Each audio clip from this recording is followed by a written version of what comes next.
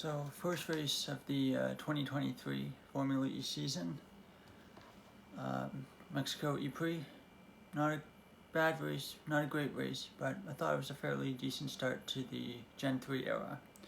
The race started with Degrassi on pole and Dennis on the front row alongside him. Degrassi got a good start and it was pretty even throughout the midfield, not too much chaos, and everyone kind of getting away. When we got past DaCosta on the first lap, and of course Degrassi led after the first lap, there was an App Cupra fines that was stopped at the chicane, which caused a safety car. And it turns out that Fines had basically run into the back of Norman Nato, which basically broke the front wing and probably the front suspension of Fines' car. It was later found out after the race that Fines actually suffered a broken wrist from that crash, so hopefully he's all good to go for the next race, but I doubt it. Broken wrist can take quite a while to heal. I noticed that there was quite a lot of shots of the garages and team principals, which seems like race directors really need to be better than that. Seems like it's been a problem for ages. Now, Nato pits lap 3 because of the damage from being hit by the back of Fines, and of course right now we're under the safety car. They showed a replay of the start of the race, and it showed that Fines got a really good, Fenestraz got a very good start, and he went around the outside of Bormy at the start. The safety car eventually comes in at the end of lap 5, and almost immediately Bird's drive shaft breaks, which leads to another safety car. The replay showed that he was having problems already on the main straight, and he pulls over at turn 2.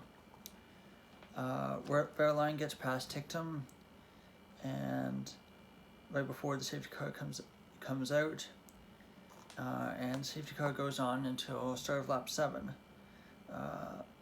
Actually no, safety car starts lap 7, and lap 8 the safety car goes through the pits while they're taking Bird's car across the track at turns 1 and 2. Safety car comes in end of lap 9, and Cassidy and Van Dorn take attack mode right away. So going for the early attack mode strategy. Degrassi, who's still in the lead at this point, takes fastest lap with Dennis and Hughes both close behind. Van Dorn overtakes Cassidy in attack mode, and lap 12, Degrassi takes the lead.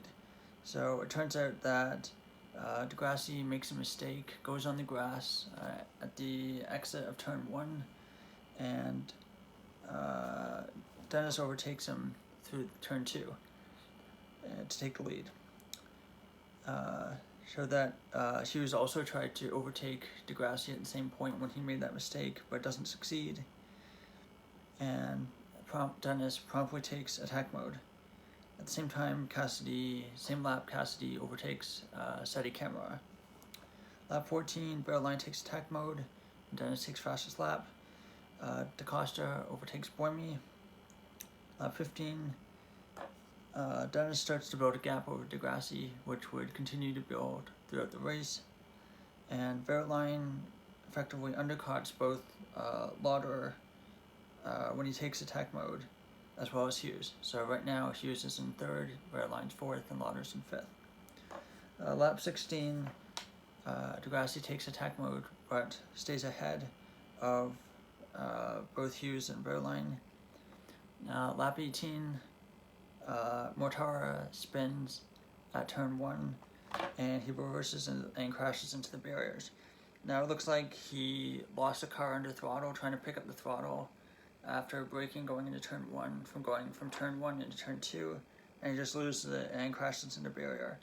So causes another safety car, and which takes the car through the pit lane because of pulling Mortara's car back across the track on the crane.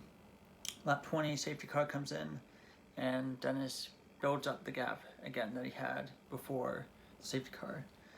And right now at this point it's basically the Degrassi train, where there's a massive gap between Dennis and Degrassi, and all the cars are stuck right behind Degrassi. And at this point, they showed on the TV that Dennis already had a 1.7 second gap, 7-second gap over Degrassi at the end of lap 24.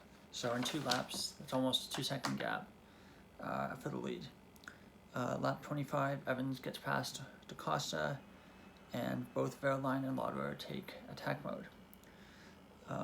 Lap 26, Degrassi and Hughes take attack mode, and Hughes is overtaken by Verline while taking attack mode.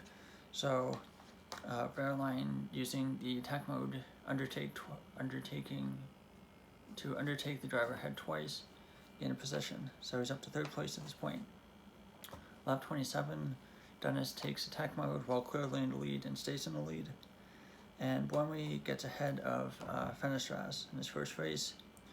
Lap 29, Ticknam, who had earlier gotten a drive-through penalty for overpowering and dropped back down to the field, had gotten a 10-second penalty for cutting a chicane and gaining an advantage.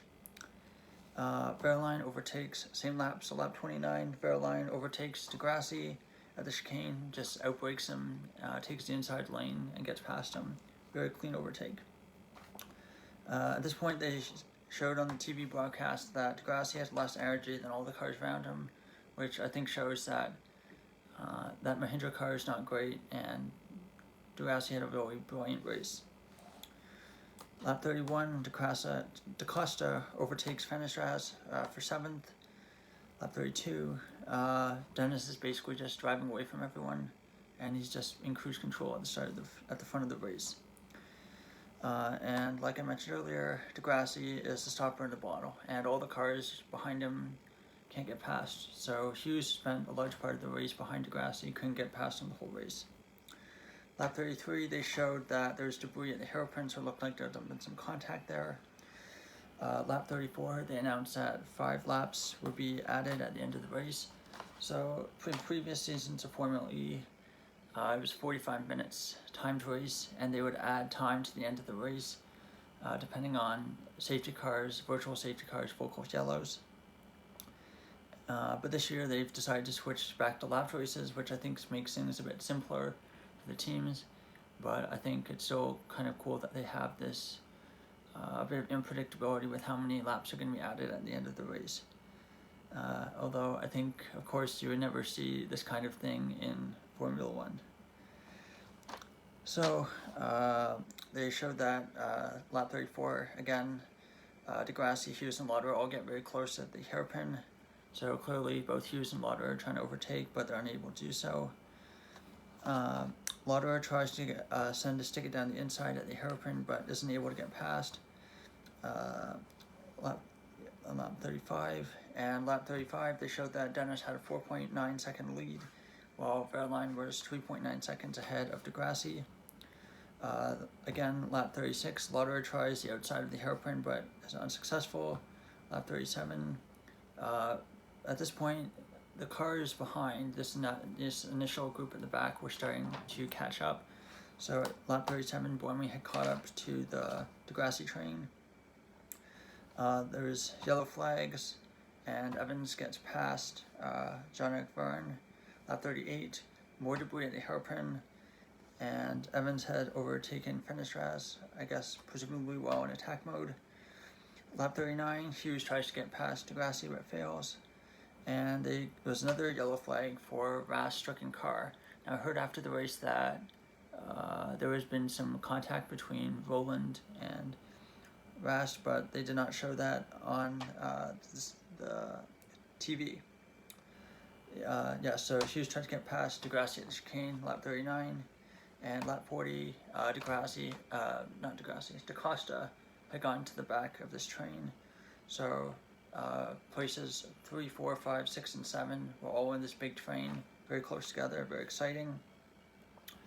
And Lauderer tries to go down the inside of Hughes in the Ford Sol, isn't successful. Lap 41, Lauderer tries to overtake turn 2, isn't successful, and finally Lauderer gets past Hughes into the chicane. to take 4th place. And Dennis on the last lap of the race. So last lap overtake for Lauder, big move for 4th place. So Dennis wins race by 7.8 seconds, also gets fastest lap.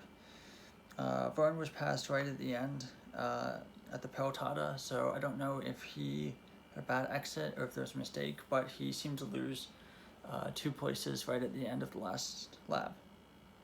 And he seemed to have quite a bit of battery that lap, so I don't know if it was a mistake or if it was something else.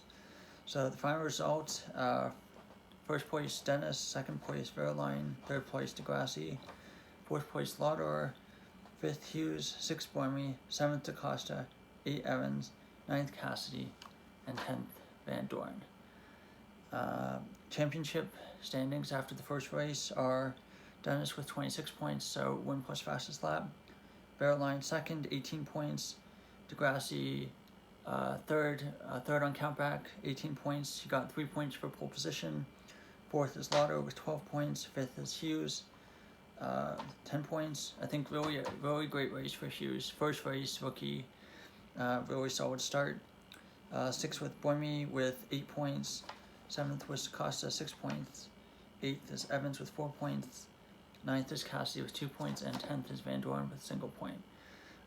Overall, I thought it was an alright race, not fantastic. I think we've had much better races at Mexico in the past. I think that the tires are a real limiting factor this year, and they're making it really difficult for cars to overtake each other. But we'll see. I think the Porsche powertrains look really strong in both the Andretti and the Porsche. And one of the big teams at the start of winter testing, at the end of winter testing, which was the DS Penske and the Maserati, didn't have great races. So we'll see in the coming races if that was track dependent or if that was a sign of just really good testing and not great race. So next race is Diriyah ePrix in Saudi Arabia, doubleheader, January 27th and 28th. Good to see them on a track that they did last year so that we can get a better comparison of the improvement in the car from Gen 2 to Gen 3. Although I've been reading online that it looks like that the tires are so much harder this year that it's masked any improvement that the powertrains and the cars themselves have. So that's all. Thanks for watching, and I hope to see you in the end of the next race. Goodbye.